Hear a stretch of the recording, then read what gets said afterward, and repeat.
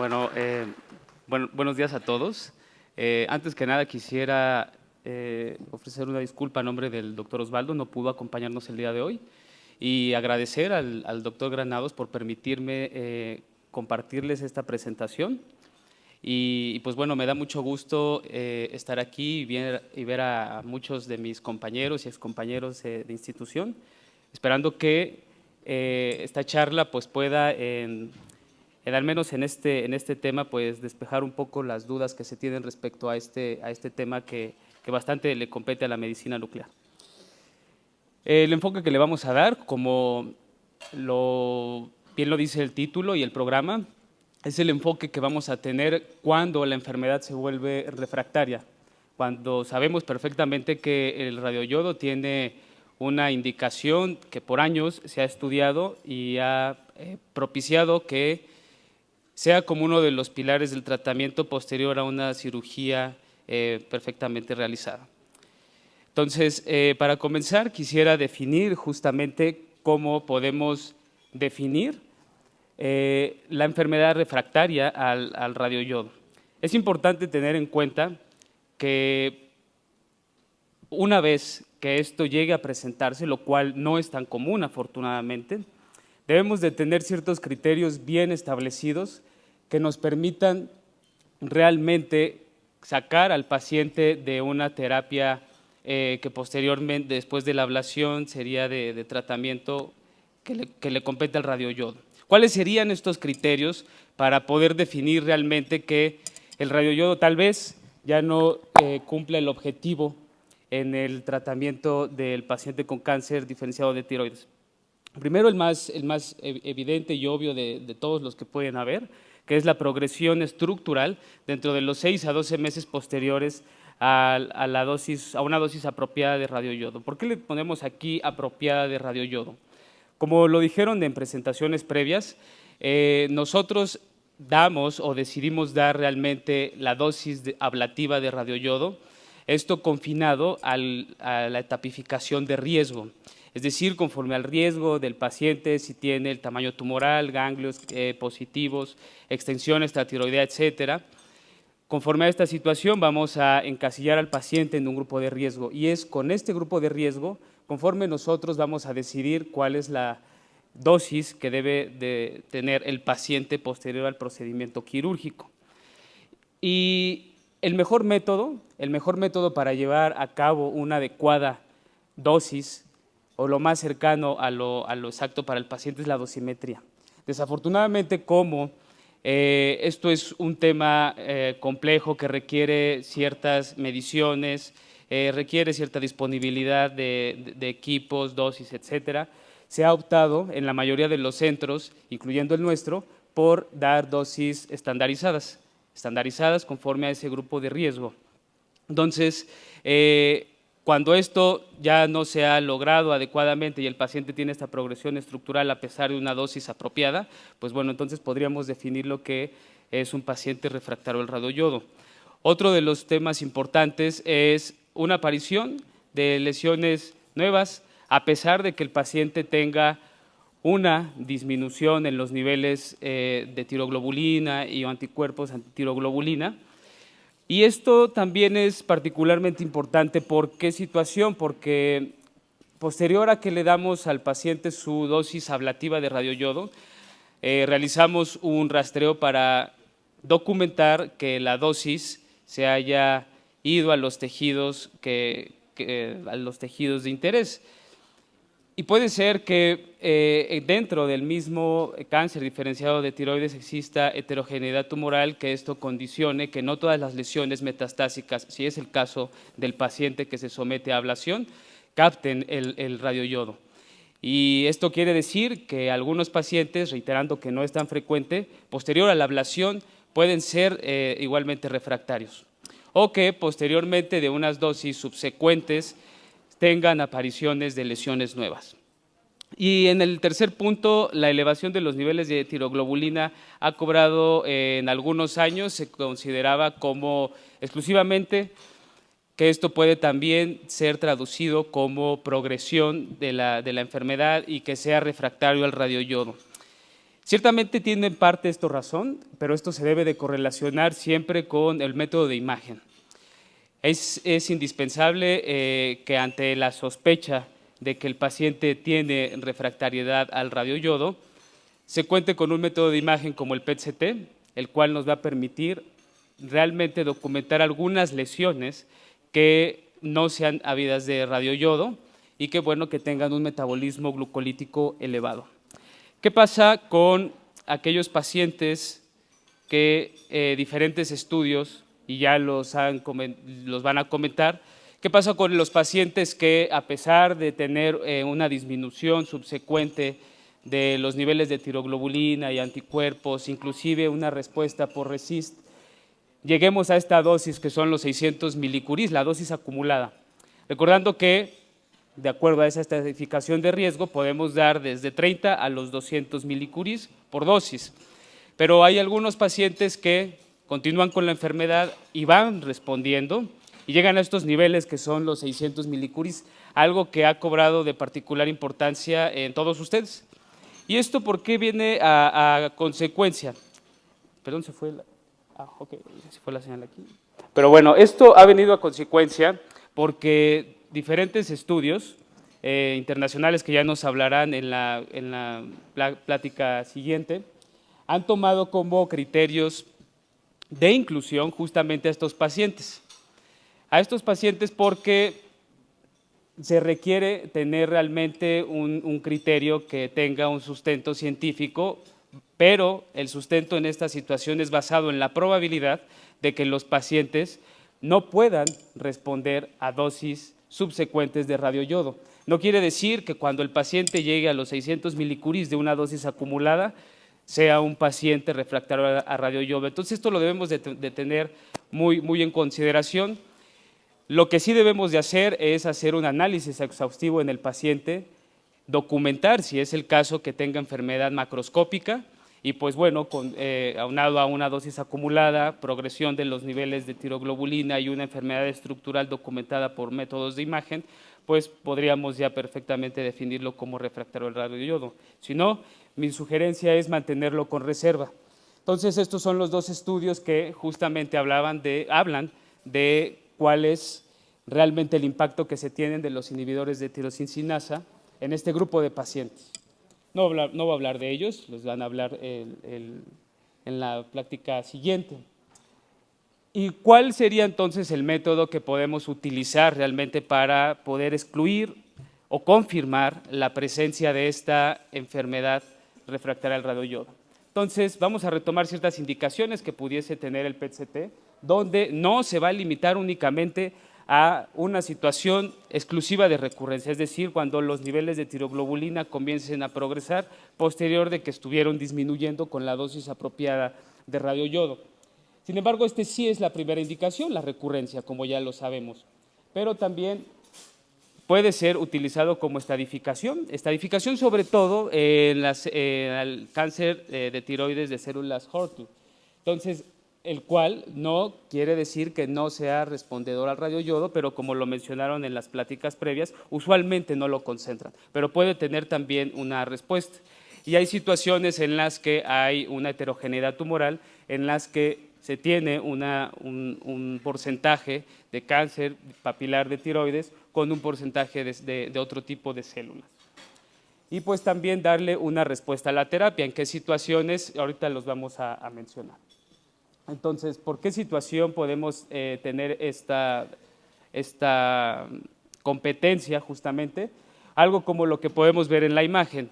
Después de unas dosis de radioyodo, una dosis elevada, les hacemos a los pacientes su rastreo para identificar aquellos sitios donde pueda tener enfermedad metastásica y o residual.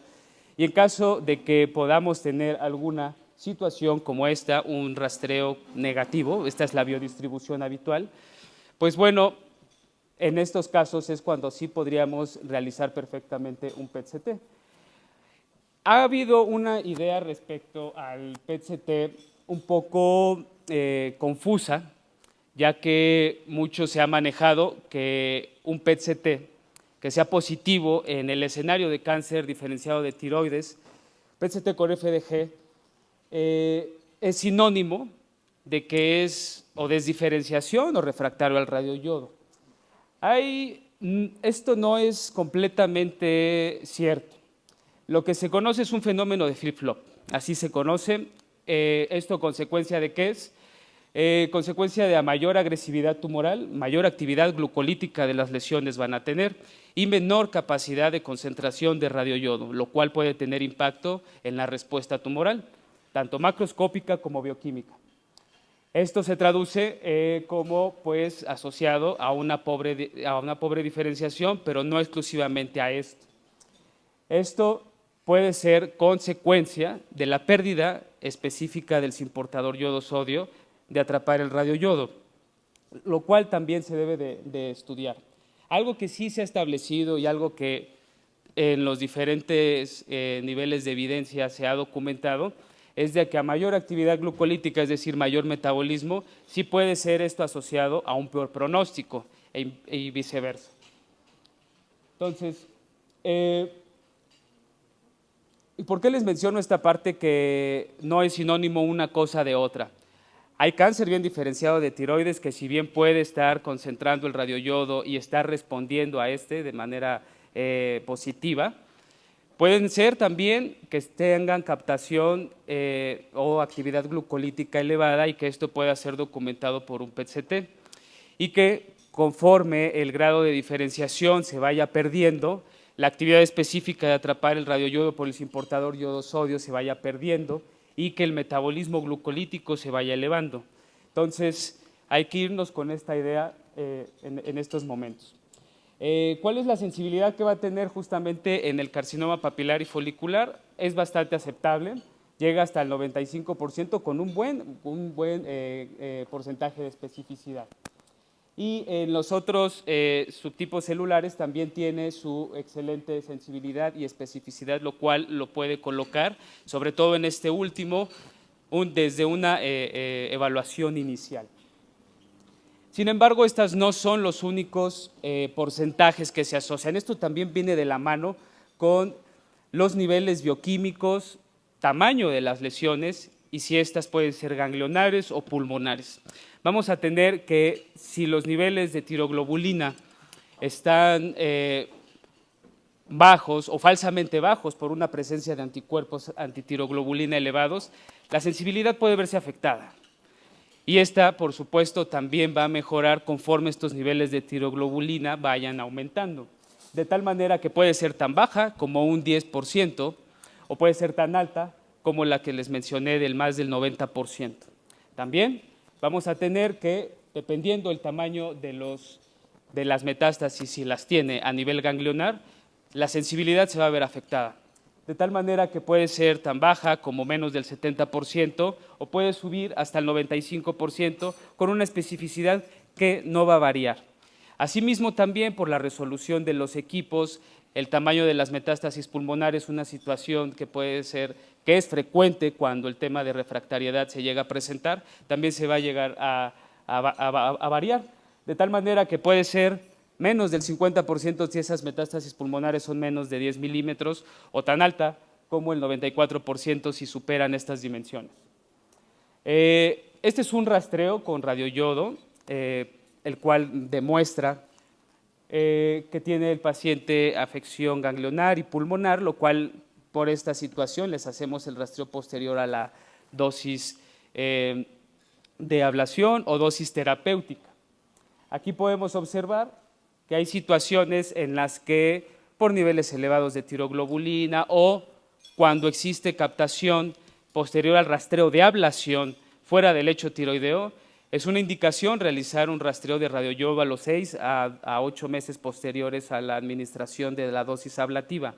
Y esto con la finalidad de poder evidenciar cuál puede ser el sitio de metástasis y darle la dosis más apropiada al paciente para no encasillarnos en llegar a esos 600 milicuris y decir que ya el paciente es refractario al radioyodo. Y les hacemos el rastreo posterior unos días justamente para poder demostrar que esas lesiones o que todas las lesiones son ávidas del radioyodo y lo cual nos pueda estar permitiendo continuar con la dosis, además de, por supuesto, si los niveles de radiación acumulada y no tiene ninguna consecuencia o impacto en la función hematológica. Si a este tipo de pacientes bien diferenciados están respondiendo de una manera positiva al radioyodo, vemos que su respuesta no solamente se limita a la parte estructural, sino también bioquímica. Podemos obtener un PET como este, el cual puede ser negativo por la situación que les mencioné previamente, es decir, si está bien diferenciado, se está asociando a una respuesta, no tiene una indicación pertinente el PET-CT en este escenario. ¿En cuál podría ser, como se los estaba mencionando, en el escenario en el que hay rastreos negativos, hay elevación de los niveles de tiroglobulina y necesitamos documentar cuál es el sitio y ver si ese sitio es susceptible de resecabilidad o si ese sitio no es susceptible y por consecuencia se debe de dar una dosis de radioyodo, a pesar de que se tenga un rastreo negativo. Esto también puede tomarse con reserva y lo cual es bastante debatible. Lo vamos a ver ahorita en unos minutos. Y este es un ejemplo que les llego a poner en el paciente. Tenemos un rastreo negativo después de una dosis acumulada de 600 milicuris del paciente. Como ustedes pueden observar en la imagen que les tengo fusionada, muestra actividad ganglionar cervical del lado izquierdo. El rastreo que le realizamos posterior a 200 milicuris de radioyodo como dosis basada en el grupo de riesgo, niveles de tiroglobulina y rastreo negativo, confirmamos que no hay ninguna actividad que nos confirme realmente que el radioyodo se está yendo a ese ganglio cervical. Esto ya podría preocuparnos a todos, inclusive, por supuesto, al médico tratante, no nada más al médico nuclear, de que no va a responder al radioyodo el paciente. Sin embargo, si esto se realiza, como se los mencioné, otra de las indicaciones también puede ser la evaluación de respuesta no solamente del radioyodo en este escenario avanzado, sino también en los inhibidores de tirosina. Puede correlacionarse también la parte bioquímica con la parte estructural. Y esto a pesar de que el paciente tenía niveles acumulados de 600 milicuris, por eso les reitero que esto debe de ser tomado con bastante reserva y es sujeto a debate. La base de toda esta situación es justamente el transportador yodo-sodio, que es una proteína transmembrana de 14 dominios, el cual es directamente proporcional a los niveles de TSH, de tal manera que unos niveles de TSH pobremente estimulados o menos de 30 unidades pueden estar directamente relacionados con el impacto en la proporción de respuesta al tratamiento con radioyodo. Si estos están por encima de los 30, de alguna manera puede decirse que está bien estimulado y que la dosis, podemos inferir, puede tener un impacto positivo en la respuesta del paciente. Si esto no es funcional, entonces el tratamiento con radioyodo no va a ser eficaz. Esto también puede verse alterado por mutaciones, recientemente estudiado por las mutaciones del BRAF, que puede traducirse como aquellos pacientes que tengan este tipo de mutaciones, se ve que tienen un impacto directamente en la expresión de este transportador yodo-sodio. Y esto lo podemos ver en este ejemplo, donde la enfermedad estructural es de dimensiones muy similares en ambos pacientes. Sin embargo, los niveles de tiroglobulina respecto a uno y otro, los niveles de metabolismo glucolítico respecto a uno y otro es variable, de tal manera que son mayores en aquellos pacientes que tienen esta mutación en comparación con quien no la tienen. Esto es la parte donde se ha tratado de indicar también el PET-CT en estos pacientes que tengan esta mutación. Sin embargo, en muchos centros no se realiza de manera rutinaria. Y esto se ha visto que hay una mediana de que aquellos pacientes que tienen el BRAF mutado tienen un Sumax con un punto de corte más del 10, 9.4 más menos 10 en comparación de quienes no lo tienen. ¿Cuáles son las estrategias que tomamos? Ya la parte que nos compete, no me voy a tardar ya mucho en esto. Aquí yo los podría dividir en los dependientes del médico nuclear y los independientes del médico nuclear. De los que realmente son no dependientes podemos englobarlo en 4 grandes grupos, que son la parte de quimioterapia por la parte de los inhibidores de tirosina, el ácido retinoico y la rosiglitazona, que en muchas partes, sobre todo en la India, tienen experiencia en este tipo de aplicaciones cuando el escenario lo compete, y la parte de radioterapia que ya les hablaron.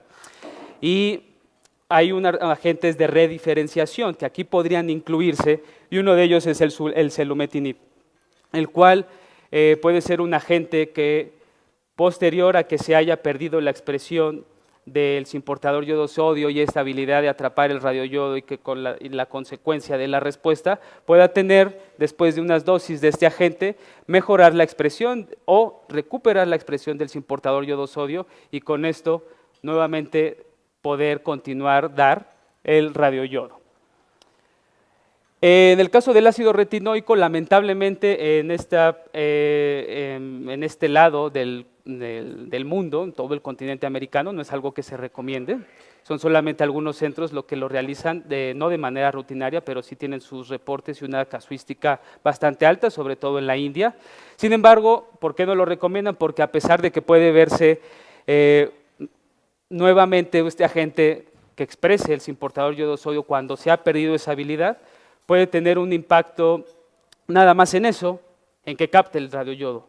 Pero esto no va a tener ningún impacto ni en los niveles bioquímicos ni en la sobrevida del paciente. Por esa situación, ni el ácido retinoico ni la rosiglitazona se recomiendan actualmente.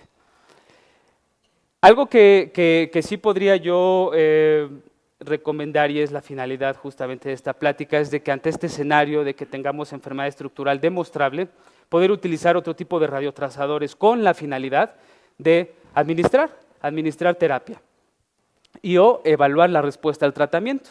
Uno de ellos es el galio 68 Dotatoc.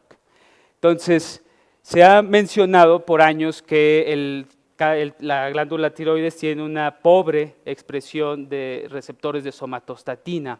Sin embargo, en este estudio podemos ver, y en este análisis, que la expresión en pacientes con cáncer diferenciado de tiroides en comparación con la tiroides normal puede tener una sobreexpresión de estos receptores de somatostatina tipo 2, lo cual por PET-CT y por terapia nos puede servir bastante. Y esto también puede ser corroborado en estas tablas de boxplot y, por supuesto, directamente relacionado con la expresión del RNA mensajero. Este es un ejemplo donde podemos observar que este es un paciente con metástasis y refractario al radioyodo, donde no es un PET con FDG, sino un PET con galio 68 Dotatoc, donde vemos una elevada expresión en la enfermedad metastásica, y que posterior a la terapia con estos agentes puede verse una disminución. Entonces, en este escenario también nos puede servir.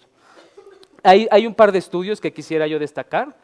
El punto más débil de estos estudios que yo destacaría sería, una, el bajo número de pacientes, y dos, que pues bueno, no son estudios multicéntricos, no son aleatorizados, y pues bueno, sin embargo, pues como se los mencioné, la experiencia no es tan amplia en este escenario. Entonces, en este estudio se evaluaron pacientes que tenían esos criterios, no incluían pacientes con cierto grado o límite de dosis, y pues la muestra, como ustedes pueden observar, fue solamente 11 pacientes. El objetivo fue analizar seguridad y eficacia, y lo evaluaron en 3 diferentes grados de captación. Conforme a estos grados de captación del PET con galio 68, se decidió dar en algunos de ellos la terapia con péptidos radiomarcados. Y los grados de captación se fueron relacionando, como ustedes los pueden ver aquí, directamente con el grado de captación que se tenía con FDG, de tal manera que si no se tenía ninguna captación comparada con el FDG, pues obviamente no iba a ser susceptible de darse terapia en comparación con aquellos que tendrían una marcada captación mayor que el FDG. Entonces, aquí a estos pacientes se les dio Itrio 90 Dotatoc, aproximadamente 1.5 a 3.7 gigabecquereles por ciclo, que viene siendo entre 50 y 150 milicuris, con el respectivo esquema de protección renal cada 6 a 12 semanas. Las respuestas que se obtuvieron, como aquí lo podemos ver, fue que en algunos pacientes se llegó a una respuesta parcial, pero en la mayoría fue solamente una enfermedad estable.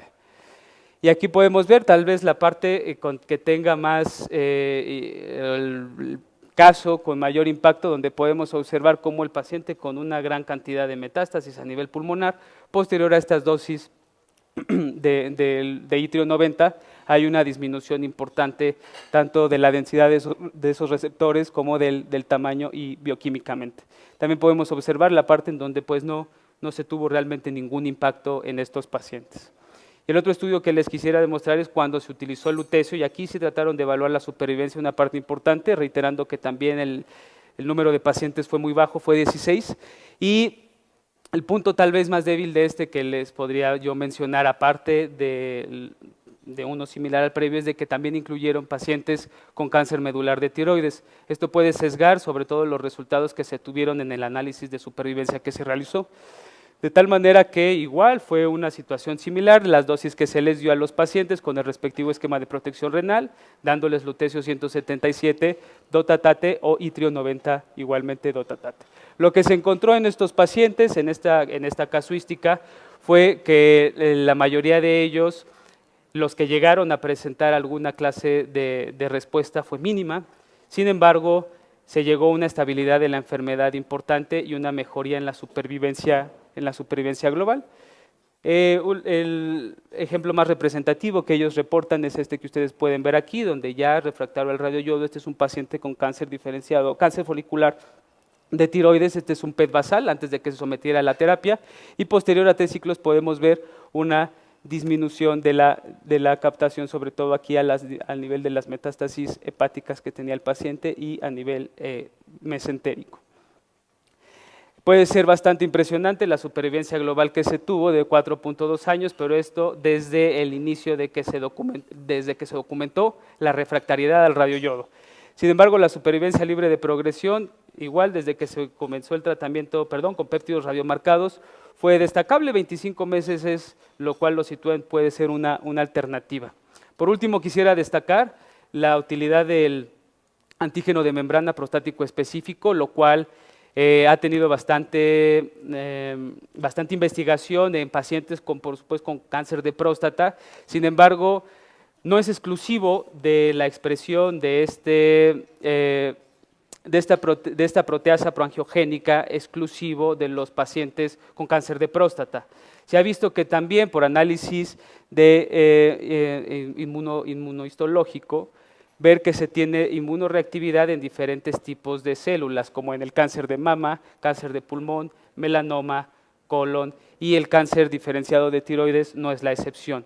Lo cual entonces en esta situación puede considerarlo como una opción, y este es un ejemplo que podemos observar en un paciente refractario al radioyodo, donde se trata de identificar aquellos sitios de enfermedad metastásica estructural, si pueden ser que tengan esa sobreexpresión de ese PSMA, y lo cual pueda ser susceptible posteriormente de tratamiento, como es en este caso.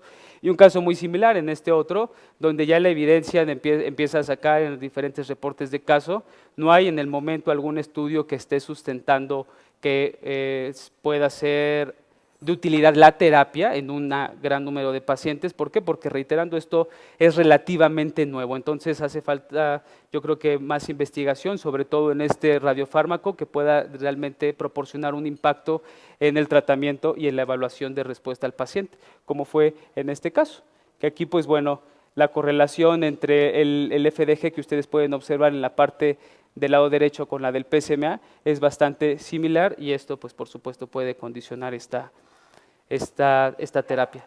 Por último, quisiera concluir con estos puntos en el que el PET-CT con FDG positivo no necesariamente es sinónimo de refractariedad, ya les mencioné la situación. Después de que una dosis acumulada de 600 milicuris, no debemos encasillar al paciente en que sea refractario al radioyodo, tenemos que hacer análisis exhaustivos de ver cuál pudieron haber sido las situaciones que llevaron a que 200 milicuris no haya condicionado una respuesta total en el paciente, una respuesta completa en el paciente. Y la refractariedad también puede ser del otro escenario, puede ocurrir desde incluso la primera dosis. Las terapias de rediferenciación, como se los mencioné, el ácido retinoico, rosiglitazona, selumetinib, requieren estudios mucho más largos que realmente se comparen versus placebo para que puedan tener un impacto en la decisión del médico tratante. Y algo recientemente, como se los mencioné, la mutación del BRAF puede estar asociada con un mayor metabolismo glucolítico, heterogeneidad tumoral que pueda condicionar una alteración en la respuesta del paciente con cáncer bien diferenciado de tiroides.